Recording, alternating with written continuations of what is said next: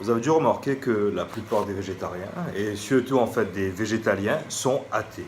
Ils ne croient pas en Dieu. Euh, bon, certains peuvent être malheureusement déistes, mais beaucoup d'entre eux sont athées. Cela n'est pas en fait le fruit du hasard et s'explique par diverses raisons. Tout d'abord, c'est une question de réflexe intellectuel. Ça s'explique au niveau du mécanisme mental.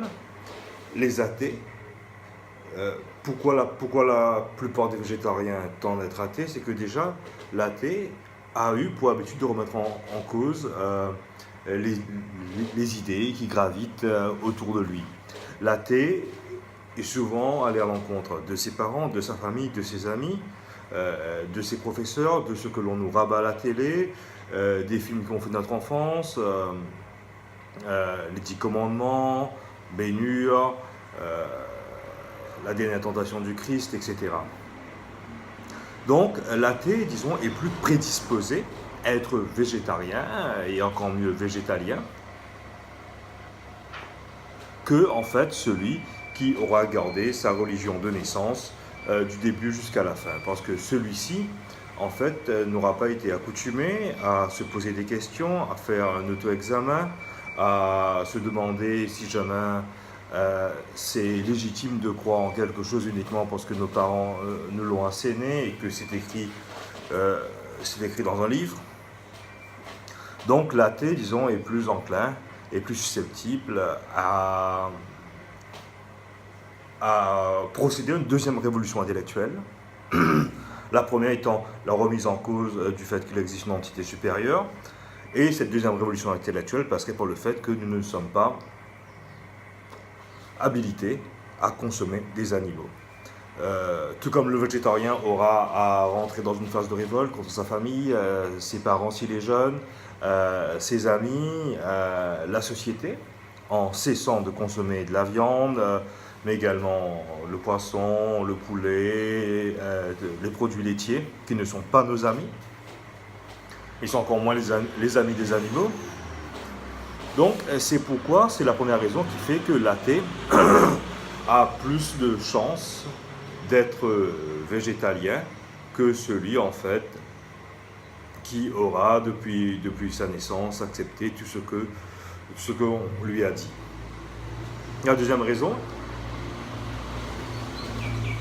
est plus une raison de fond.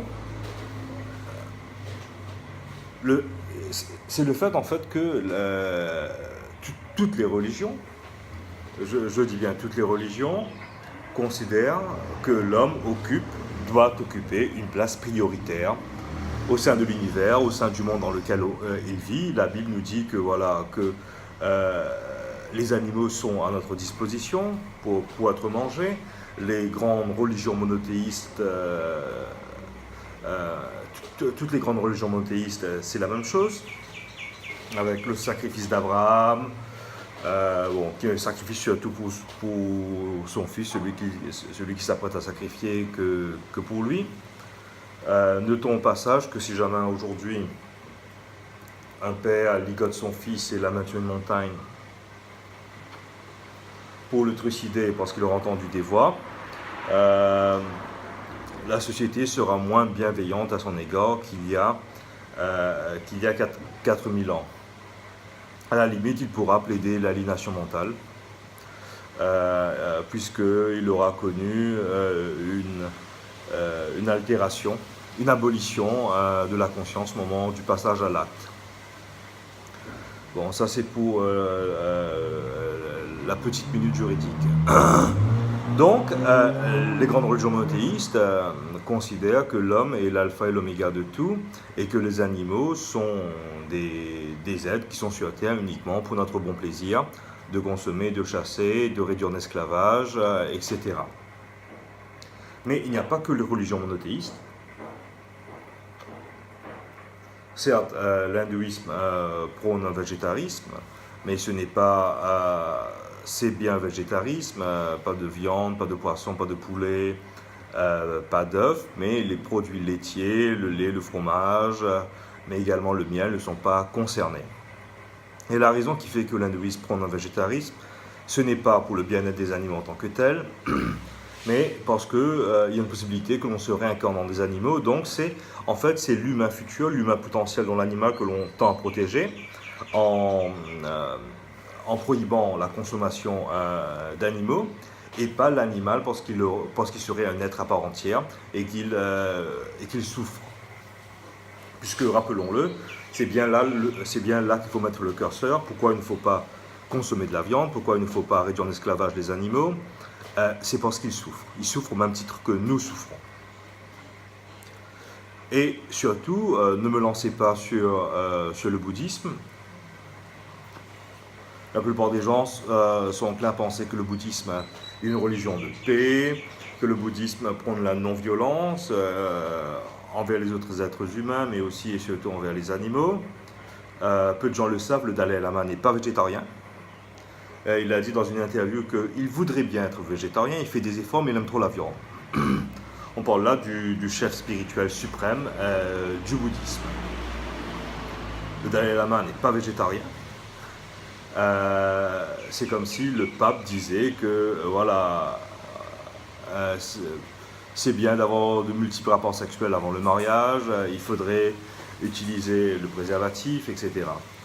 Donc le Dalai Lama n'est pas végétarien, et surtout un des plus grands représentants, supposés représentants du bouddhisme, la star américaine Richard Gere, n'est pas non plus végétarienne. Il possède même un restaurant où on propose de la viande aux États-Unis. Donc le bouddhisme ne prône pas forcément le végétarisme. Certains bouddhistes sont végétariens, mais beaucoup ne le sont pas. Ça dépend en fait de quelle école bouddhiste on parle.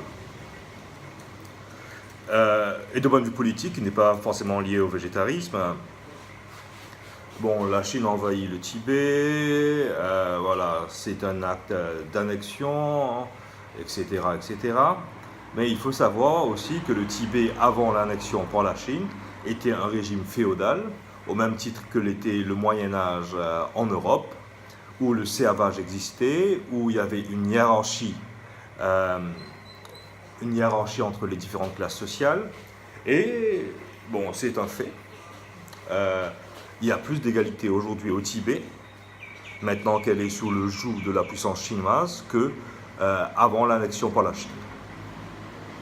Donc les grandes religions, enfin toutes les religions, les grandes, les petites, à part le jaïnisme en fait, où, si je me souviens bien, tout produit animalier est prohibé, la plupart, sinon toutes les religions, autorisent, voire encouragent la consommation de la viande, et la vision selon laquelle l'animal n'est pas un sujet de droit à part entière et doit être soumis à notre bon plaisir.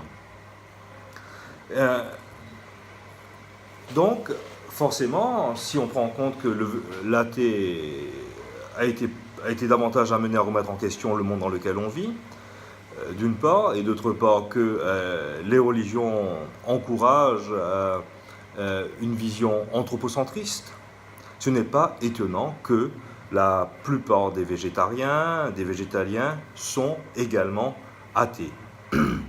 Peter Singer, celui qui a écrit Animal Liberation, la Bible entre guillemets de l'antispécisme, également athée. Et Richard Dawkins, le célèbre scientifique biologiste anglais, qui a écrit un livre fort sur l'athéisme, qui est The God Delusion, a dit, bon, avec un peu de lâcheté, un peu de paresse, que oui, il considère qu'il ne faudrait pas manger de la viande et qu'il espère pouvoir un jour atteindre ce stade.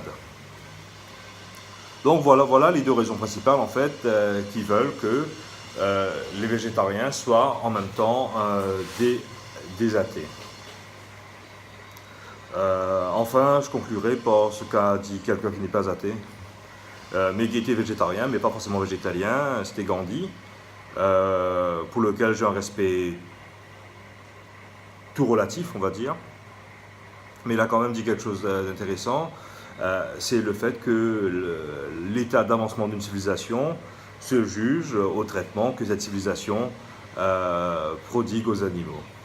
En effet, maltraiter les animaux, Bon, d'une part, c'est pas bien pour les animaux, forcément, puisqu'ils en souffrent. Mais d'autre part, cela accoutume un certain degré de violence. On blâme souvent les jeux vidéo, les films violents pour le fait qu'il y ait voilà, des attentats, des jeunes qui vont dans leurs écoles et qui font un carton.